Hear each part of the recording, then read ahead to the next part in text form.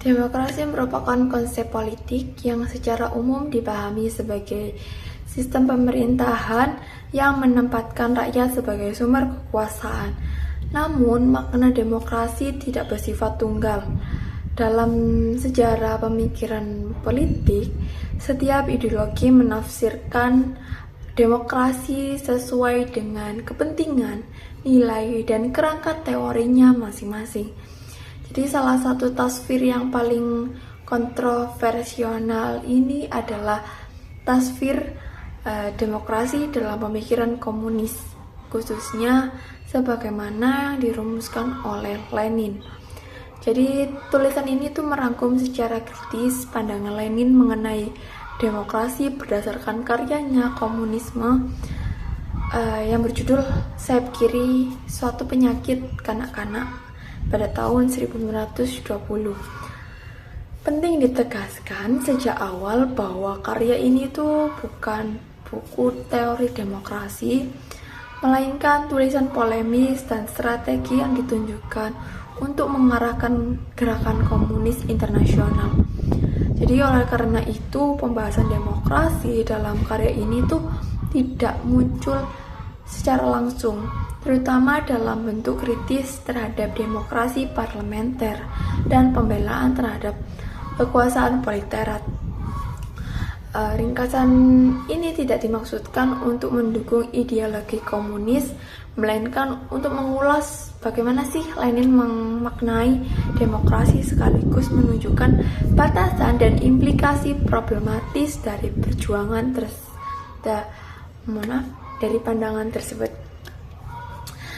Yang pertama, latar belakang pemikiran Lenin itu, Lenin menulis komunisme sayap kiri, komunis yang berjudul sayap kiri, dalam konteks pasca revolusi Rusia 1917, ketika banyak partai komunis di Eropa Barat mengalami kebingungan strategi.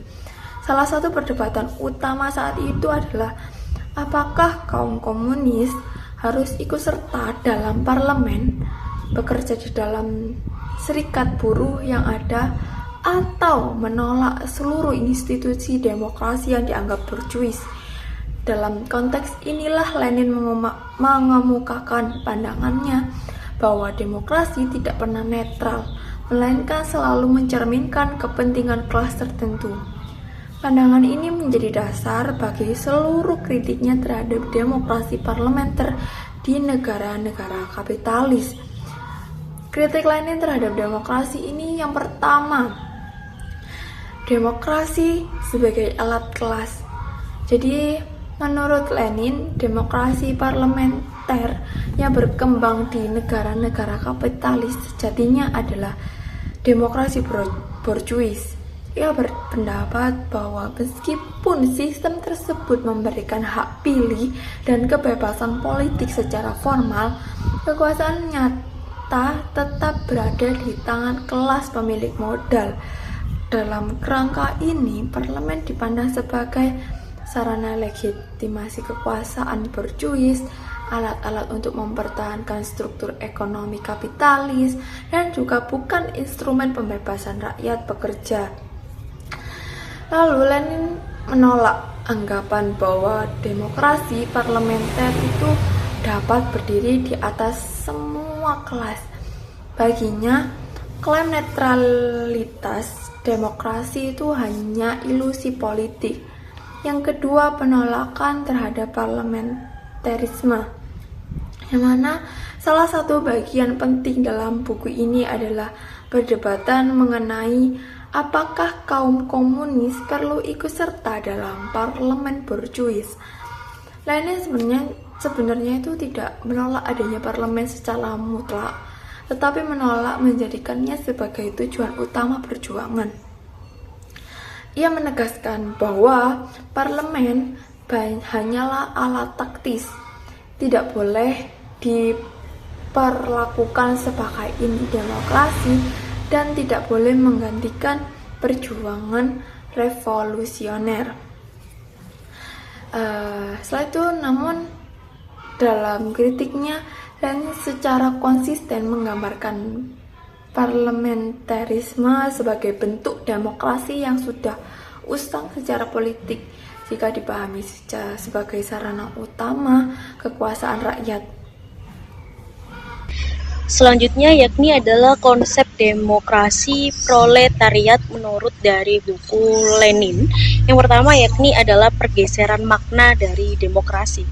Dalam pemikiran Lenin sendiri, demokrasi tidak lagi dipahami sebagai kompetisi politik bebas, pluralisme partai, atau kebebasan oposisi.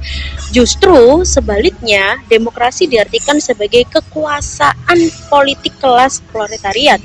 Hal inilah yang kemudian dikenal dengan demokrasi proletariat, yang mana secara praktisnya itu diwujudkan melalui sistem Soviet, yakni adalah kepemimpinan dari Partai Komunis serta sentralisasi kekuasaan politik. Maka dari demikian, demokrasi menurut Lenin bukanlah suatu hal prosedur, melainkan soal siapakah yang berkuasa. Konsep yang kedua yakni adalah diktatur dari proletariat. Konsep kunci dalam pemikiran Lenin sendiri adalah diktatur proletariat. Jadi meskipun menggunakan istilah diktatur, Lenin sendiri memaknainya sebagai kekuasaan mayoritas dari kelas pekerja atau alat untuk menghancurkan perlawanan dari kelas borjuis. Fase transisi dari menuju masyarakat tanpa adanya kelas, itulah yang sebenarnya dituju dalam buku ini. Namun, dalam praktiknya sendiri, konsep dari proletariat itu dipresentasikan oleh partai pelopor, sehingga partisipasi rakyat secara langsung itu menjadi sangatlah terbatas.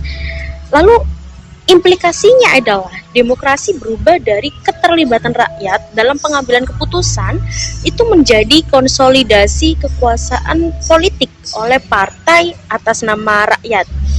Lalu apa implikasi dari konsep demokrasi menurut Lenin? Adapun beberapa demokrasi, implikasinya menurut Lenin adalah yang pertama, yakni adalah penghilangan pluralisme politik. Karena demokrasi itu dipahami sebagai kekuasaan dari satu kelas, maka oposisi politik dianggap sebagai suatu ancaman, dan perbedaan pandangan itu dapat dilihat sebagai kontra-revolusioner, dan sistem multipartai itu tidak dianggap perlu.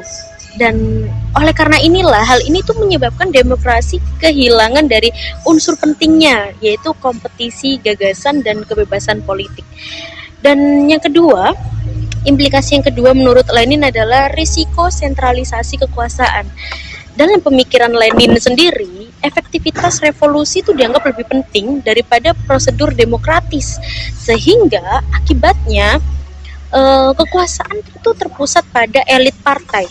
Pengawasan rakyat terhadap penguasa itu menjadi lemah, dan demokrasi berubah menjadi instrumen dari kontrol politik. Dan kondisi inilah membuka jalan bagi praktik pemerintahan yang bersifat otoriter, meskipun menggunakan istilah demokrasi sebagai legitimasi. Lalu yang selanjutnya dari implikasi Lenin, yang selanjutnya adalah dari analisis ini dapat disimpulkan bahwasannya Lenin itu memberikan kritik tajam terhadap kelemahan demokrasi liberal.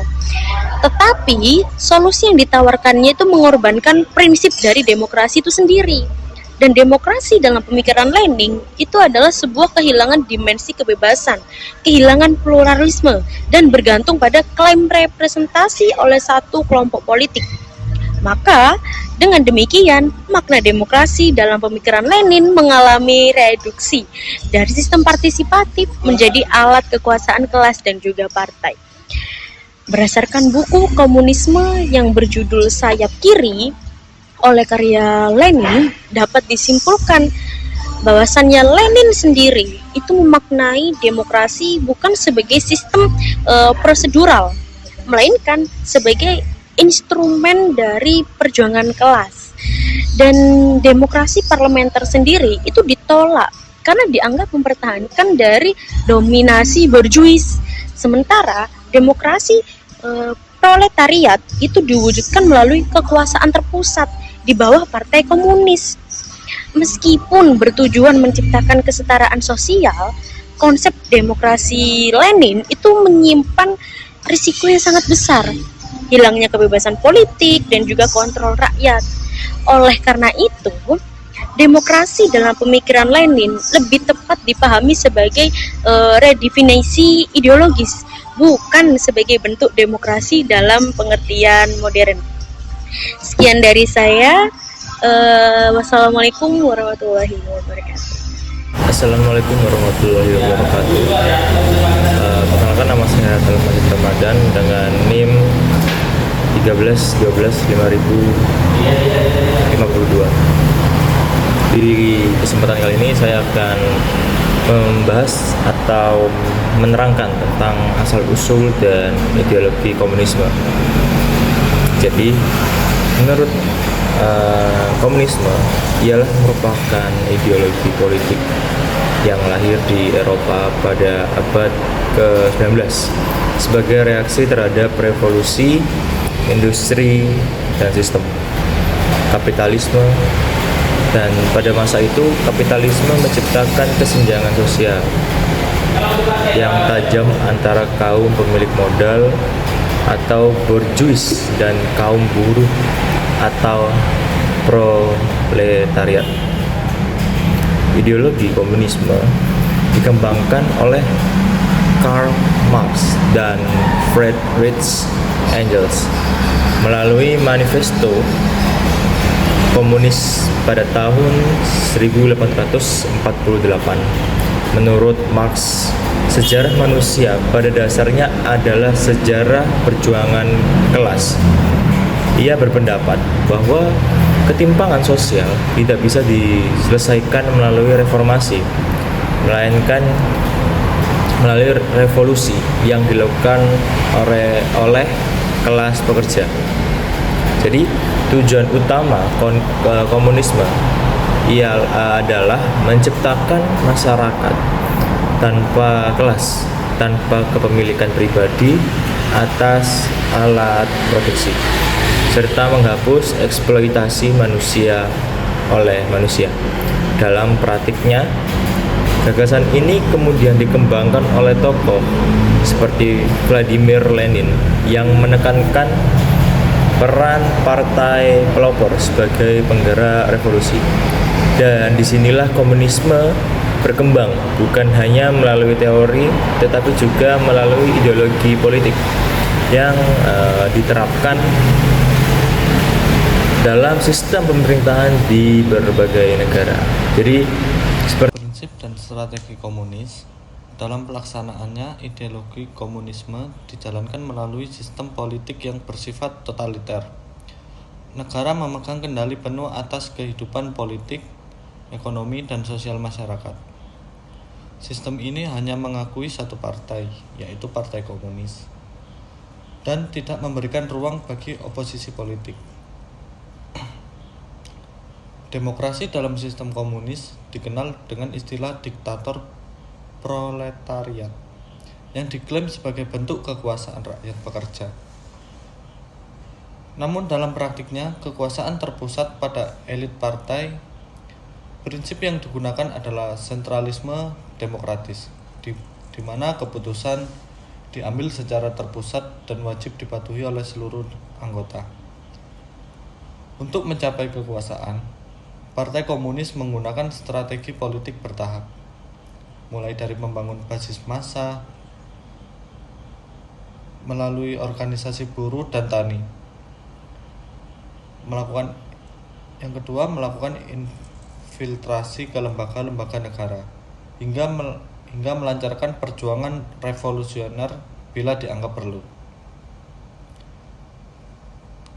Strategi ini menunjukkan bahwa komunisme tidak hanya mengandalkan ideologi, tetapi juga taktik politik yang terstruktur dan sistematis. baik, saya akan melanjutkan perkembangan komunisme di Indonesia dan PKI. Di Indonesia, ideologi komunisme berkembang melalui Partai Komunis Indonesia atau PKI. Setelah mengalami kegagalan dalam pemberontakan Madiun tahun 1948. PKI sempat melemah akibat penangkapan dan penindasan terhadap para pemimpinnya. Namun, pada awal tahun 1950-an, PKI bangkit kembali di bawah kepemimpinan DN Aidit dengan strategi baru, yaitu jalur legal dan parlementer. PKI memperkuat basis masanya dengan mendekatkan kaum buruh dan tani, serta membangun kerjasama dengan kelompok non-komunis. Strategi ini membuahkan hasil pada pemiluan 1955, di mana PKI menjadi salah satu dari 4 partai terbesar di Indonesia. Setelah itu, PKI semakin memperluas pengaruhnya melalui organisasi massa, interrelasi ke partai politik lainnya, serta meningkatkan terhadap Presiden Soekarno. Namun, hubungan PKI dengan Angkatan Darat semakin memburuk, terutama menjelang peristiwa Gerakan 30 September 1965. Ketegangan ideologis dan politik tersebut akhirnya mengakhiri eksistensi PKI sebagai kekuatan politik nasional.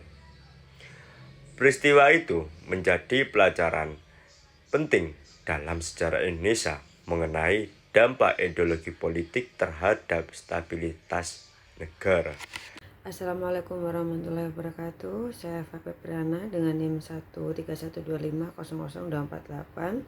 Di sini saya akan mengulas tentang makna demokrasi berdasarkan ideologi komunis dari literatur Dipa Nusantara Aidit. Dalam bukunya yang berjudul Menempuh Jalan Rakyat, Aidit mengungkapkan istilah demokrasi dalam arti yang berbeda dari demokrasi liberal parlementer. Demokrasi ini dipahami bukan semata-mata sebagai prosedur pemilu atau mekanisme perwakilan formal, melainkan sebagai kekuasaan rakyat secara nyata dalam struktur negara. Aidit juga memandang bahwa demokrasi sejati harus mencerminkan kepentingan mayoritas rakyat, khususnya rakyat kecil seperti buruh, tani, dan lapisan masyarakat yang secara ekonomi lemah. Oleh karena itu, demokrasi tidak cukup diukur dari adanya parlemen atau partai politik, tetapi dari siapa yang sesungguhnya memegang kendali atas kebijakan negara dan untuk kepentingan siapa kekuasaan itu dijalankan. Dalam kerangka ilmu negara, pandangan ini menunjukkan bahwa demokrasi dapat dimaknai secara substansial, bukan hanya prosedural. Aidit juga menilai bahwa sistem demokrasi bisa saja secara formal tampak demokratis, tetapi secara substansi tetap adanya ketimpangan kekuasaan apabila negara dikuasai oleh kelompok elit tertentu. Dengan demikian, demokrasi diposisikan sebagai alat untuk mewujudkan keadilan sosial, bukan sekedar mekanisme politik elektoral. Dalam literatur Aidit ini, makna demokrasi sebagai substansi kekuasaan rakyat, bukan sekedar prosedur saja. Assalamualaikum warahmatullahi wabarakatuh. Shalom, Om Swastiastu, Namo Buddhaya, Salam Kebajikan. Perkenalkan, nama saya Filomena Supriyanti dengan NIM 13125.020. Di sini saya akan menjelaskan perbedaan demokrasi dalam perspektif komunisme dan demokrasi umum. Baik, dalam demokrasi yang umum dikenal khususnya demokrasi liberal, negara dijalankan melalui sistem perwakilan, pemisahan kekuasaan dan kompetisi antar partai. Hak politik individu menjadi titik tekan utama. Namun dalam buku The Jalan Rakyat, Aidit memandang bahwa model tersebut belum tentu menjamin keadilan sosial dan kesejahteraan rakyat secara kolektif. Adit mengajukan gagasan bahwa demokrasi harus ditetapkan dalam konteks perjuangan sosial dan ekonomi, bukan semata-mata kebebasan politik individu. Oleh karena itu, demokrasi dalam pemikirannya selalu dikaitkan dengan struktur ekonomi, kepemilikan, alat produksi, dan relasi kekuasaan dalam masyarakat. Demokrasi tidak terdiri netral, tetapi selalu menghubungkan dengan kepentingan kelas sosial tertentu.